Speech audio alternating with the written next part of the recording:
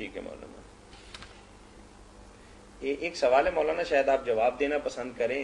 تو بھائی نے لکھا ہے کہ فضیلت کے اعتبار سے صحابہ کرام زیادہ افضل ہیں یا ائمہ اہل بیت اطہار؟ یہ ایسی باتیں ہیں جن کا فیصلہ سوائے اللہ تعالیٰ کے کون کر سکتا ہے. اس لیے یہ جو بحث بھی ہے کہ صحابہ کرام میں سے حضرت ابوبکر افضل ہیں، کوئی کہتا حضرت علی افضل ہیں، جن علماء نے اس پر بحثیں کی ہیں، دو طرفہ دلائل لکھے ہیں، وہ کہتے ہیں یار اس بارے میں کوئی واضح نص تو ہمارے پاس ہے نہیں. باقی جو آخرت میں کون ثواب میں بڑھے گا یہ غیب سے تعلق رکھتا ہے. جو قرائن ہم پیش کرتے ہیں وہ دو طرفہ ہی بہت ہیں، ادھر بھی کچھ ہیں ادھر بھی ہیں. اس لیے یہ ساری بحث کو انہوں نے کہا ظنی، بالکل ہمارا گمان ہی ہے. دوسرے اگر دوسرا گمان رکھتے ہیں وہ بھی کوئی کوئی دینی مسئلہ نہیں، اس کو اللہ کے حوالے کرنا. ادب سب کا کہنا. جی فرمائیے بھائی. السلام علیکم. جی وعلیکم السلام ورحمۃ اللہ. جی میرا حضرت صاحب سے سوال ہے. آپ ایسا کریں اپنے ٹیلی ویژن کی آواز کم کر لیں. پھر کم کر لی میں نے. فرمائیے. وہ ایک رات ہم دوستوں میں ایک بحث چھڑ گئی تھی. جی جی. کہ آدمی جو ہے وہ اپنی بیوی فوت ہوئی کے بعد جنازے کے بعد اس کا چہرہ دیکھ سکتا ہے؟ چلیے مولانا بہت اچھا سوال ہے، اور اکثر دیہات ہی نہیں اب شہروں میں بھی یہ کنسیپٹ ہے، چونکہ وہ کہتے ہیں کہ نکاح تو اب ہے نہیں جی، رشتہ ازدواج ختم ہو گیا، اب چہرہ دیکھنا ایسی ہے جیسے کسی اجنبی عورت کا چہرہ دیکھنا. جی جی، اس کے بارے میں ذرا وضاحت فرمائیں. اس کے بارے میں وضاحت کرنا. بہت اچھا کیا میرے بھائی آپ نے سوال پوچھا. دین سے بے خبری کی وجہ سے یہ بات پھیل گئی ہے کہ خاوند اپنی بیوی کو مرنے کے بعد اس کا چہرہ نہیں دیکھ سکتا، یا اس کی جنازہ کو نہیں اٹھا سکتا، لحد میں نہیں اتار سکتا. یہ ساری باتیں غلط ہیں. یہ سب کام وہ کر سکتا ہے. جھگڑا صرف غسل دینے میں کہ آیا اس کو نہلا سکتا یہ نہیں. اس میں امام ابو حنیفہ مالک کہتے ہیں کہ نہلا نہیں سکتا، دیکھ سکتا ہے، اٹھا سکتا، سب کچھ کر سکتا ہے. ننگے بدن کو چھو نہیں سکتا کیونکہ اس کا نکاح نہیں ہے. دیکھنے کو کسی نے نہیں کہا کہ نہیں.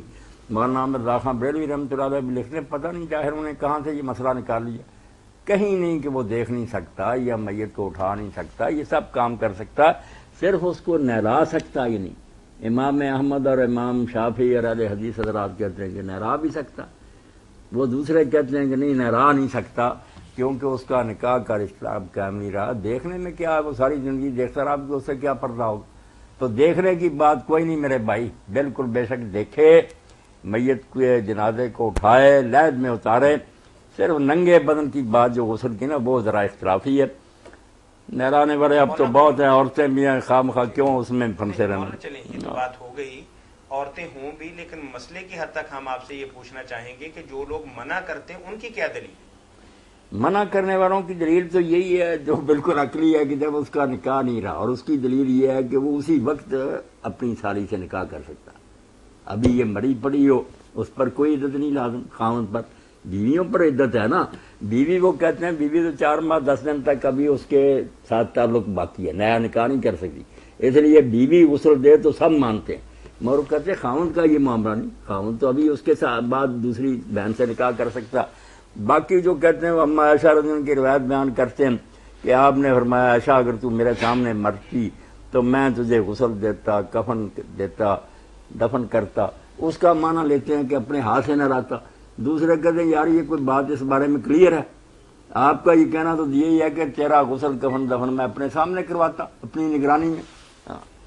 تو بات اب ساری آپ کے سامنے آ گئی، اس سے آپ دیکھ سکتے ہیں کہ ہم تھوڑی سی گنجائش یہ نکال لیتے ہیں کہ اگر کوئی آدمی فوری طور پہ اپنی سالی سے یا بیوی کی بھتیجی سے وغیرہ سے شادی کر لے تو اس پہ تو یہ پابندی ہو سکتی ہے کہ اپنی بیوی کو نہ نہلائے. لیکن اگر وہ عام زندگی گزار رہا ہو تو پھر تھوڑا سا تو اسے حق دینا چاہیے کہ اپنی بیوی کو اپنے ہاتھوں غسل دے سکے. نہیں، میں نے ساری صورتحال عرض کر دی. اب اس بارے میں فیصلہ کیا کریں، کوئی واضح بات کسی کے پاس نہیں.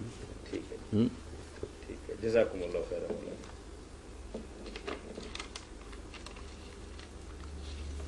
یہاں یہ سننے کی بات ہے کہ حضرت علی رضی اللہ عنہ کے بارے میں مشہور ہے کہ حضرت فاطمہ رضی اللہ عنہا کو انہوں نے غسل دیا نہیں.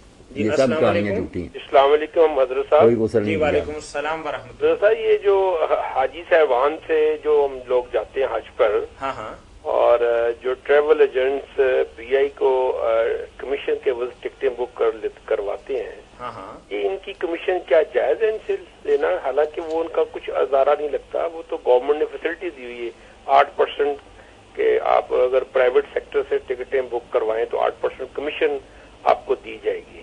یہ تھوڑی سی اس کی کیفیت کو واضح کیجئے، تھوڑی سی ہماری سمجھ میں نہیں بات آئی. جی دیکھیے، آپ اگر فرض کریں آپ حج پہ جانا چاہتے ہیں. جی بالکل. اور آپ پرائیویٹ سیکٹر کے ذریعے جانا چاہتے ہیں، گورنمنٹ اسکیم پہ نہیں جانا چاہتے. ٹھیک ہے.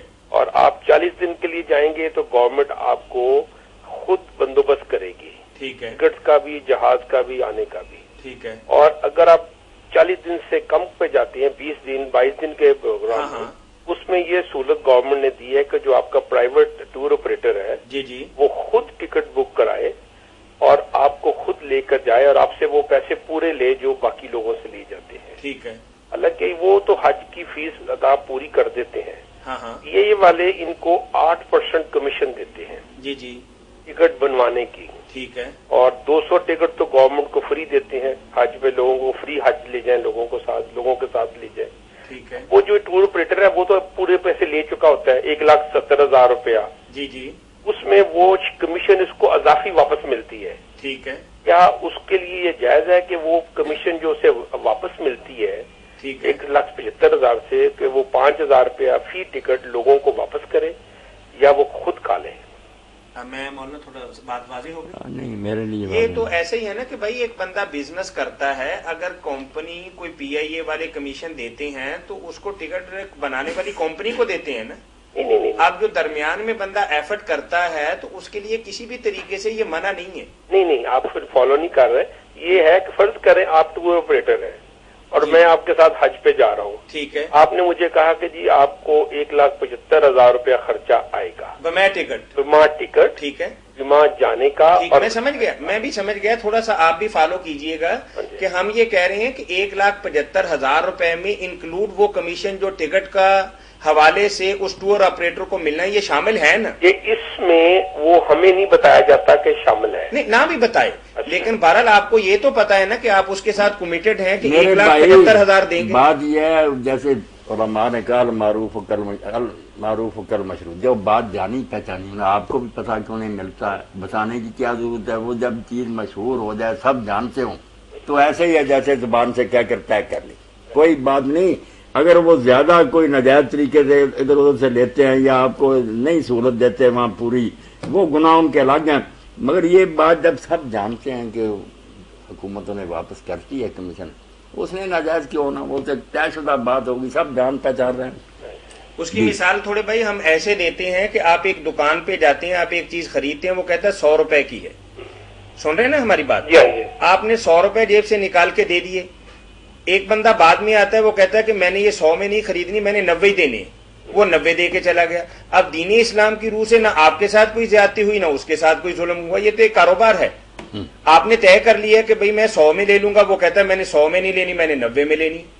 ٹھیک ہے. یہ کمیشن جب جانی پہچانی بات ہے نا، جیسا آپ نے بتایا، تو پھر پتا چل گیا کہ یہ طے شدہ ٹور آپریٹر نے ساری چیزوں کی پہلے کیلکولیشن کی ہوتی ہے اور اس کے بعد مولانا اپنا بزنس کرتا ہے کہ مجھے 2,000 اس مد میں، 3,000 اس میں، 4,000 اس میں اور 100 اس میں، 50 اس میں بچنے ہیں. اگر 1,75,000 کے بعد آپ سے 1,75,005 روپے لیتا ہے تو پھر مجرم.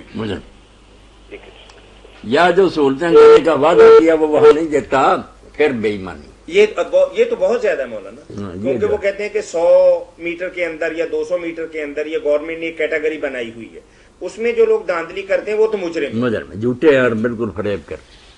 جی بس وقت ختم ہو رہا، کوئی ایک بات کر. جی کال ہے جی ایک دو انشاءاللہ.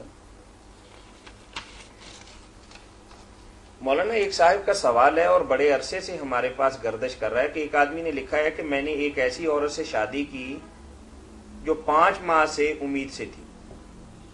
میری شادی ہو گئی، بعد میں مجھے پتا چلا اب میرے اس عورت سے 5 بچے بھی.